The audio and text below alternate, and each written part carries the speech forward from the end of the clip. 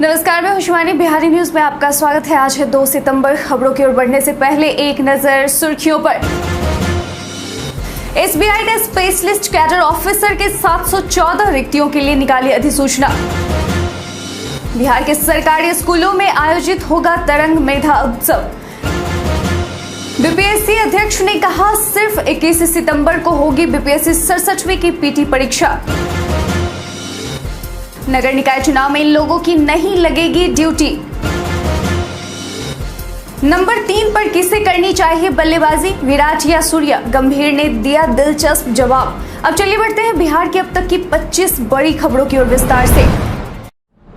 SBI ने specialist cadre officer के 714 रिक्तियों के लिए निकाली अधिसूचना। स्टेट बैंक ऑफ इंडिया ने स्पेशलिस्ट कैडर ऑफिसर के कुल मिलाकर 714 रिक्तियों पर भर्ती के लिए नोटिफिकेशन जारी किया है। इसके लिए अगर शैक्षणिक योग्यता की बात की जाए तो आवेदक को रिलेवेंट डिसिप्लिन में ग्रेजुएशन या एमबीए या पीजीडीएम या पीजी या बीई या बीटेक या एमई या एमटेक पास होना जरूरी है। इच्छुक और योग्य उम्मीदवार इस नोटिस से जुड़ी हुई समस्त जरूरी जानकारी और आवेदन करने के लिए इस वीडियो के इसी पेज पर नीचे डिस्क्रिप्शन बॉक्स में दिए गए वेब लिंक पर जरूर क्लिक करें। आवेदन करने की अंतिम तारीख 20 सितंबर 2022 है। विस्तृत जानकारी के लिए आप ऑफिशियल वेबसाइट www.sbi.co.in पर जाकर चेक कर सकते हैं। नालंदा ओपन यूनिवर्सिटी में एडमिशन की बढ़ाई गई तिथि। नालंदा खुला विश्वविद्यालय में नामांकन लेने का सोच रहे विद्यार्थियों के लिए अहम सूचना है। नालंदा ओपन यूनिवर्सिटी में सत्र 2022 और 23 में नामांकन की तिथि को बढ़ा दिया गया है। ऐसे विद्यार्थी जो किसी कारणवश नामांकन नहीं ले पाए थे वो अब 15 सितंबर तक छात्र छात्राएं विश्वविद्यालय में स्नातकोत्तर, स्नातक, स्नातकोत्तर डिप्लोमा, इंटर एवं सर्टिफिकेट के विभिन्न पाठ्यक्रमों में नामांकन ले सकते हैं। नामांकन की भीड़ को देखते हुए वह विद्यार्थियों के अनुरोध पर उक्त तिथि को बढ़ाया गया है। विश्वविद्यालय के नोटिस बोर्ड व वेबसाइट पर भी उक्त सूचना जारी कर दी गई है।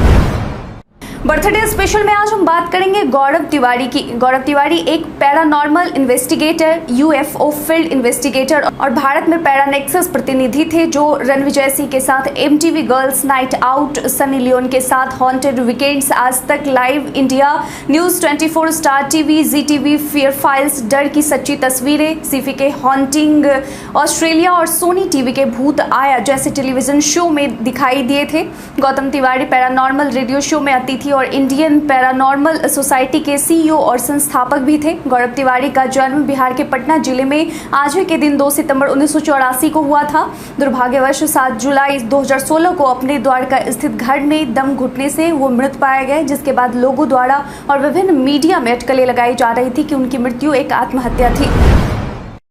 बिहार के सरकारी स्कूलों में आयोजित होगा तरंग मेधा उत्सव। बिहार के सरकारी स्कूलों में इस महीने की 3 तारीख से लेकर 13 तारीख तक तरंग मेधा उत्सव का आयोजन होने जा रहा है। बिहार शिक्षा परियोजना के निदेशक असंगा चुबा आयोग के संबंधी पत्र के साथ डीईओ ने अपना भी पत्र जारी कर सभी बीईओ और प्रधानाध्यापकों को निर्देशित किया है, जिसमें पूरे जिले में 3 सितंबर को उपरोक्त प्रतियोगिता आयोजित करने का आदेश है। तरंग प्रतियोगिता के तहत अलग अलग विधाओं में बच्चों के बीच प्रतियोगिता होगी। वहीं 13 सितंबर को सुनिश्चित जिला स्तरीय प्रतियोगिता के लिए विभिन्न उच्चतर माध्यमिक विद्यालय परिसर से चुना गया है, जहां प्रत्येक विधा सीनियर और जूनियर वर्ग एक अव्वल प्रतिभागियों तथा क्विज प्रतियोगिता में 2 प्रतिभागियों को भेजने का आदेश है।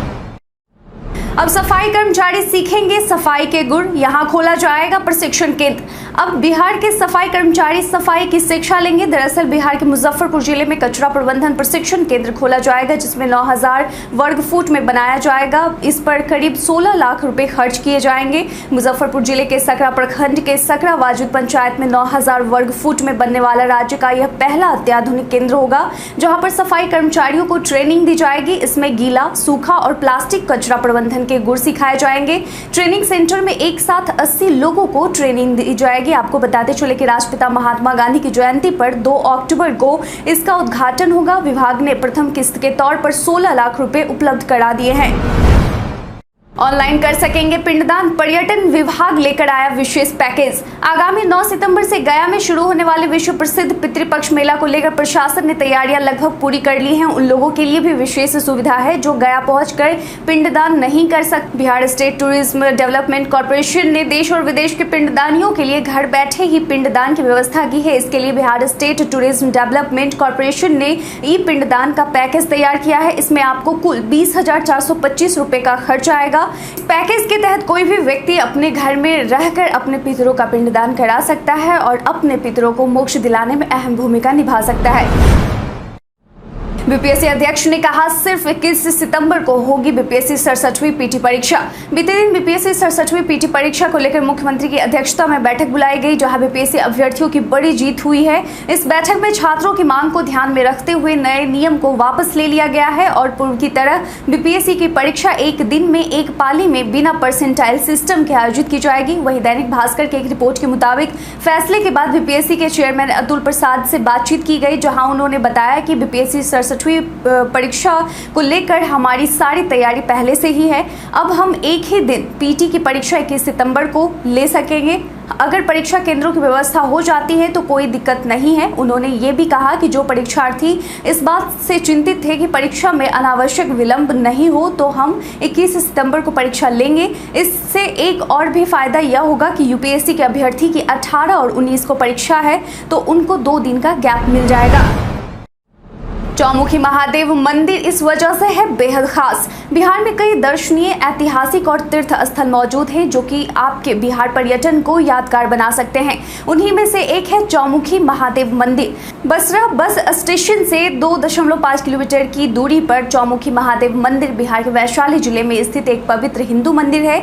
यह वैशाली में ऐतिहासिक हिंदू मंदिरों में से एक है और वैशाली में घूमने के लिए प्रसिद्ध स्थानों में से एक है। चौमुखी महादेव या चतुर्मुखी महादेव भगवान शिव को समर्पित एक ऐतिहासिक हिंदू मंदिर है। यह विक्रमादित्य चौमुखी मंदिर के रूप से भी जाना जाता है। मंदिर में भगवान ब्रह्मा, विष्णु, शिव और सूर्य को समर्पित 4 चेहरों के साथ एक विशाल शिवलिंग है। कहते हैं कि शिवलिंग के चारों मुख 4 दिशाओं की ओर इशारा करते हैं। केंद्रीय मंत्री गिरिराज सिंह ने की किसानों के लिए मुआवजे की मांग। राजनीतिक द्वंद्व के बीच भाजपा नेता गिरिराज सिंह ने एक नई मांग सरकार के सामने रख दी है। दरअसल महागठबंधन सरकार के नए कानून मंत्री सह बेगूसराय जिला प्रभारी शमीम अहमद का बेगूसराय जिला पहुंचना हुआ, जहां स्थानीय सांसद व केंद्रीय मंत्री गिरिराज सिंह ने बड़ी मांग की है। उन्होंने कहा कि बेगूसराय एक तरफ सुखाड़ से जूझ रहा है तो दूसरी तरफ बाढ़ से जूझ रहा है। मेरे बेगूसराय में 3 विधानसभा बाढ़ हैं, पूर्ण रूपेण तबाह हैं। बछवाड़ा, मटिहानी और साहेबपुर कमाल का आधा भाग गंगा से जुड़ा हुआ है। आज बिहार सरकार के प्रभारी मंत्री बेगूसराय आ रहे हैं। बिहार सरकार से निवेदन है कि जनजीवन अस्त व्यस्त है, घर डूब चुका है, फसल डूबकर बर्बाद हो चुका है, जानवरों की मृत्यु हो रही है। इसलिए बिहार सरकार पूरे बेगूसराय जिले को आपदा प्रभावित क्षेत्र घोषित करे। प्रत्येक किसान को 25-25 हजार रुपए का मुआवजा भी दे। सफाई कर्मियों की चल रही हड़ताल हुई खत्म। वेतन वृद्धि सहित अपने 11 सूत्री मांगों को लेकर अनिश्चितकालीन हड़ताल पर बैठे सफाई कर्मचारियों ने छठे दिन अपना हड़ताल खत्म कर दिया है। राजधानी पटना में अब सफाई कार्य युद्ध स्तर पर जारी है। शहर में हड़ताल के कारण कूड़े का अंबार लग गया था, इससे लोग परेशान थे। शहर के कई कॉलोनी में डोर टू डोर कचरा उठाव नहीं होने के कारण लोग अपना कचरा सड़क पर फेंकने को मजबूर थे। हालांकि निगम का दावा है कि शहर में हड़ताल के बीच भी विशेष साफ सफाई कराई जा रही थी। नीतीश का पोस्टर वार प्रदेश में दिखा, देश में भी दिखेगा। नीतीश कुमार ने अब केंद्र सरकार और बिहार में अपनी विपक्षी पार्टी भाजपा पर पोस्टर वार किया है। एक और जहां बिहार में एनडीए के साथ गठबंधन तोड़ने के बाद अब केंद्र में भाजपा को चुनौती देने के लिए मुख्यमंत्री नीतीश कुमार के 2024 के लोकसभा चुनाव में विपक्ष का साझा प्रधानमंत्री उम्मीदवार बनने की चर्चाओं के बीच पटना में जदयू दफ्तर के बाहर बीते दिन नया होर्डिंग लगाया गया है। यहाँ 2 होर्डिंग लगाए गए हैं, जिसमें एक पर लिखा है प्रदेश में दिखा, देश में दिखेगा और दूसरे पर लिखा है आश्वासन नहीं सुशासन। पीएम नरेंद्र मोदी और बीजेपी के खिलाफ नीतीश विपक्ष का चेहरा बनेंगे या नहीं, इस पर जदयू का स्टैंड ये है कि नीतीश में प्रधानमंत्री बनने के सारे गुण हैं, लेकिन वो उम्मीदवार नहीं है। हालांकि जो होर्डिंग लगाए गए हैं वो कुछ और इशारा कर रहा है। नगर निकाय चुनाव में इन लोगों की नहीं लगेगी ड्यूटी।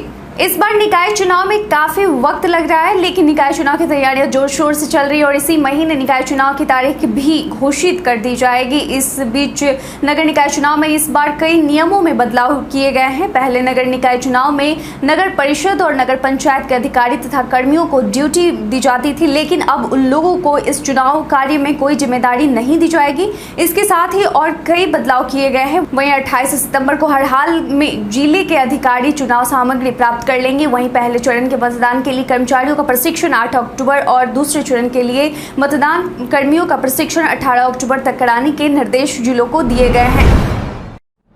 कार्तिक सिंह को कोर्ट ने दिया बड़ा झटका।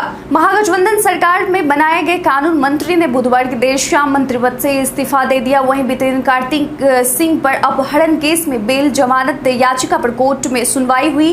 इसके बाद कार्तिक सिंह को इस मामले में बड़ा झटका लगा है। दानापुर की अदालत ने उनकी जमानत याचिका खारिज कर दी है। ऐसे में उन्हें कोर्ट से बड़ा झटका लगा है। अब वे ऊपरी अदालत में अपील कर सकते हैं। दानापुर ने इस मामले में 12 अगस्त 2022 को मोकामा थाना को जारी आदेश में कहा था कि कार्तिकेय उर्फ मास्टर साहब को 1 सितंबर 2022 तक नो कर्सिव प्रदान किया जाता है, यानी कि 1 सितंबर तक उनकी गिरफ्तारी पर रोक लगा दी गई थी। वहीं अब उनकी यह याचिका खारिज कर दी गई है। मौसम विभाग ने इन जिलों के लिए जारी किया अलर्ट। बिहार में एक बार फिर से मौसम ने करवटें ली हैं। इस बीच मौसम विभाग ने आज राज्य के करीब 12 जिलों में बारिश की संभावना जताई। इन जिलों में बिहार के जमुई, बांका, मुंगेर, भागलपुर, खगड़िया, सहरसा, सुपौल, अररिया, मधेपुरा, पूर्णिया, कटिहार और किशनगंज में अच्छी बारिश की संभावना जताई गई है। इस मौसम को देखते हुए मौसम विभाग ने लोगों को सचेत रहने के लिए कहा है, क्योंकि वज्रपात की वजह से आए दिन लोगों की जान जा रही है। वहीं अगले दिन 3 सितंबर के लिए मौसम विभाग ने बारिश को लेकर चेतावनी देते हुए येलो अलर्ट भी जारी किया है।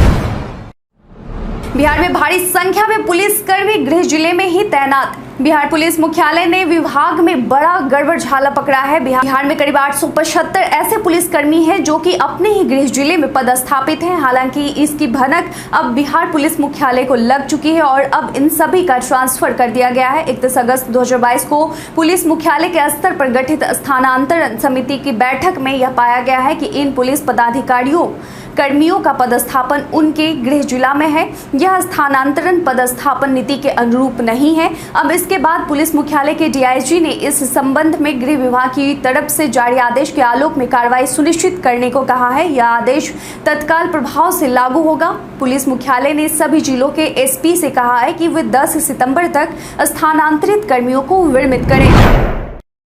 भाजपा ने नीतीश कुमार को बताया लालू का आदेश पालक। बिहार में राजनीतिक उठापटक के बीच बीते दिन भाजपा प्रदेश अध्यक्ष संजय जायसवाल ने नीतीश कुमार को लालू यादव का आदेश पालक बताया है। भाजपा प्रदेश अध्यक्ष डॉक्टर संजय जायसवाल ने बीते दिन बिहार के मुख्यमंत्री पर हमला करते हुए कहा कि नीतीश कुमार का अब एकमात्र लक्ष्य प्रधानमंत्री बनने और लाल किले की प्राचीर से तिरंगा फहराने का रह गया है। बिहार की विधि व्यवस्था पर सवाल खड़ा करते हुए उन्होंने कहा कि सीएम ने पुलिस और सीआईडी को केवल सीबीआई, ईडी और आयकर की कहां छापेमारी होगी यह पता करने में लगा दिया है। उन्होंने कहा कि मुख्यमंत्री केवल लालू यादव परिवार के आदेश पालक की भूमिका में रह गए हैं। जायसवाल ने तेलंगाना के मुख्यमंत्री के चंद्रशेखर राव के बिहार दौरे को लेकर भी कटाक्ष किया। नीतीश कुमार को क्लीन बोल्ड कर देने वाले बयान पर ललन सिंह का पलटवार। बिहार में पक्ष और विपक्ष की बयानबाजी लगातार जारी है। बिहार में बनी नई सरकार पर विपक्ष भाजपा भी जुबानी हमला बोलने का एक भी मौका नहीं छोड़ रही है।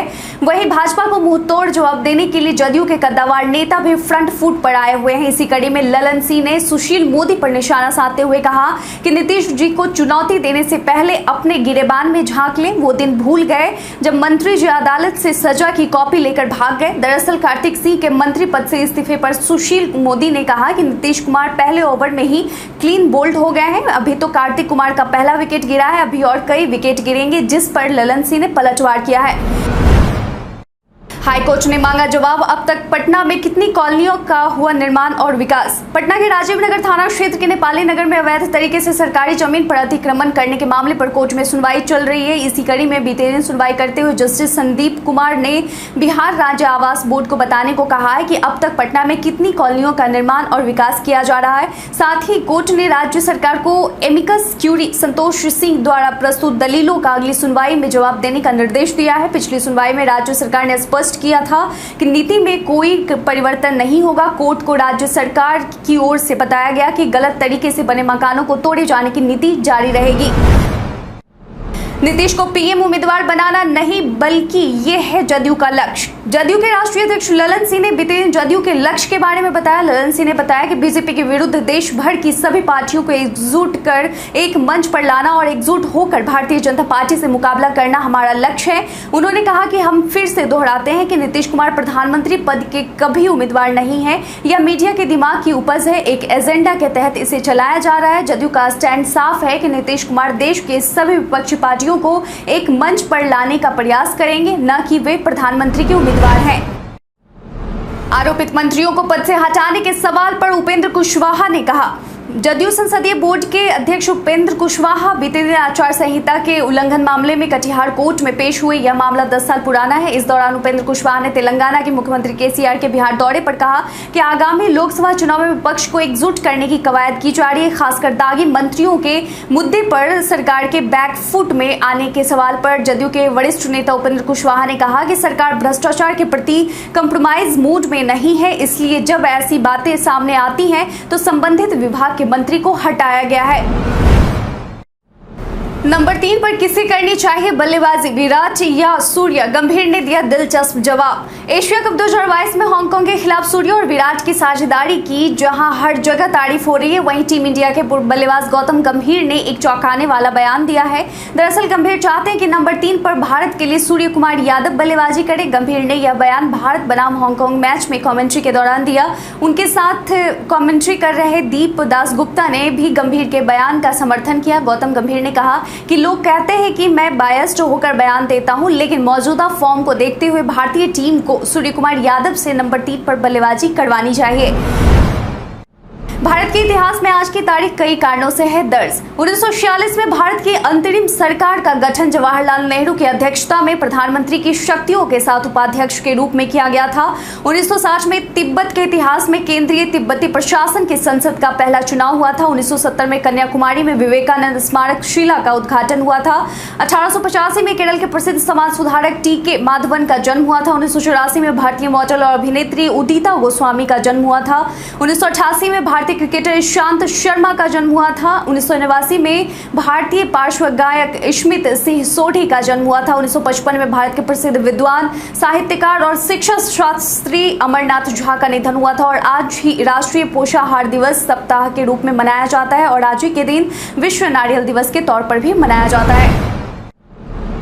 वायरल खबर में आज हम बात करेंगे इंडिया के जीडीपी पर किए जा रहे दावों के बारे में। सोशल मीडिया पर कई तरह की सूचनाएं प्रसारित होती हैं, लेकिन सभी सच हो ये जरूरी नहीं है। इसी कड़ी में आज हम बात करेंगे एक ट्वीट के बारे में जिसमें दावा किया जा रहा है कि 2022-23 में इंडिया की जीडीपी 34.42 ट्रिलियन है। दरअसल पीआईबी फैक्ट चेक ने एक ट्वीट का स्क्रीनशॉट साझा किया है जिसमें एक व्यक्ति ने यह दावा किया है कि भारत का जीडीपी Q1 यानी कि जनवरी, फरवरी और मार्च महीने का 34.42 ट्रिलियन है। इस दावे को पीआईबी फैक्ट ने फेक बताया है। साथ ही पीआईबी ने कहा कि Q1 में इंडिया का जीडीपी 36.85 लाख करोड़ है। व्हाट्सएप में मिलेगा स्मार्ट वॉच के लिए वॉइस कॉल सपोर्ट। व्हाट्सएप ने एक नया बीटा बिल्ड शुरू कर दिया है जो Wear OS 3 स्मार्ट वॉच के लिए वॉइस कॉल सपोर्ट देता है। नए अपडेट के साथ सैमसंग गैलेक्सी वॉच 4 और हाल ही में लॉन्च गैलेक्सी वॉच 5 के यूजर स्मार्टफोन से ही व्हाट्सएप वॉइस कॉल में हिस्सा ले सकते हैं। अपने Wear OS 3 स्मार्ट वॉच पर व्हाट्सएप वॉइस कॉल रिसीव करने के लिए आपको चैटिंग ऐप को लेटेस्ट बीटा वर्जन 2.22.19.12.12 पर अपडेट करना होगा। सैमसंग गैलेक्सी वॉच 4 और Galaxy watch 5 WhatsApp voice call के लिए एक अलग यूआई दिखाते हैं। जानकारी मिली है कि व्हाट्सएप के लोगों को सामान्य कॉल से अलग करने के लिए इंस्टेंट मैसेजिंग प्लेटफॉर्म से आने वाली कॉल को कॉन्टैक्ट डिटेल के तहत दिखाया जा रहा है।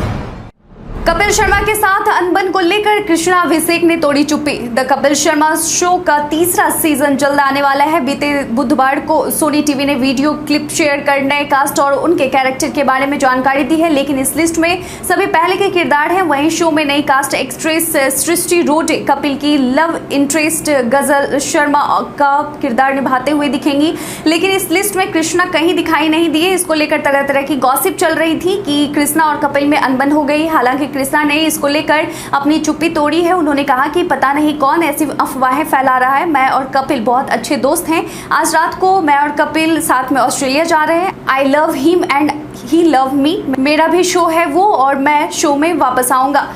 बीते दिन हमारे द्वारा पूछे गए सवाल का आप लोगों में से बहुत लोगों ने अपना जवाब में कमेंट सेक्शन में लिख कर दिया था। जिन्होंने पूछे गए सवाल का जवाब दिया उनके नाम है बैद्यनाथ ठाकुर, आकाश कुमार सिन्हा, सुश्री पटेल, राहुल गुप्ता, भान प्रकाश मौर्य, अर्जुन कुमार, विजय घायल, रविशंकर, अशोक कुमार, मदन कुमार और मुन्ना कुमार।